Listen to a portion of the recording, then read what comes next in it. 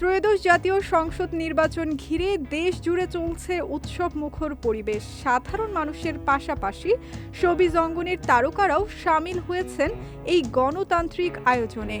নির্বাচনে জীবনের প্রথমবার ভোট দিয়েছেন অভিনেত্রী তমা মির্জা। এই নির্বাচনে অংশগ্রহণের মধ্য দিয়ে তিনি নিজের নাগরিক দায়িত্ব পালনের পাশাপাশি নতুন প্রজন্মের ভোটারদেরকেও উৎসাহ দিয়েছেন। তমা মির্জা বলেন, আমি আগে কখনো ভোট দেইনি, আজকে জীবনের প্রথমবার ভোট দিলাম।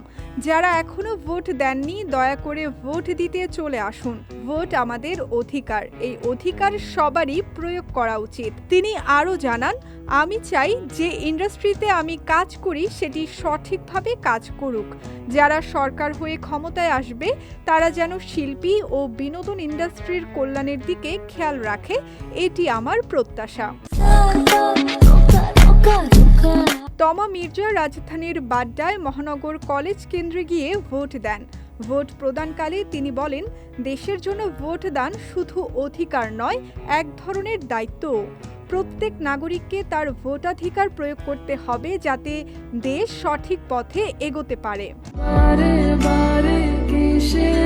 তিনি নতুন ভোটারদের জন্য উদাহরণ হিসেবে বলেছেন যে ভোটদান একটি উৎসবের মতো অভিজ্ঞতা হতে পারে। তিনি মনে করান, নির্বাচনের দিন এক ধরনের একত্রিত হওয়ার অনুভূতি তৈরি করে এবং এটি গণতন্ত্রের ভিত্তি শক্তিশালী করে।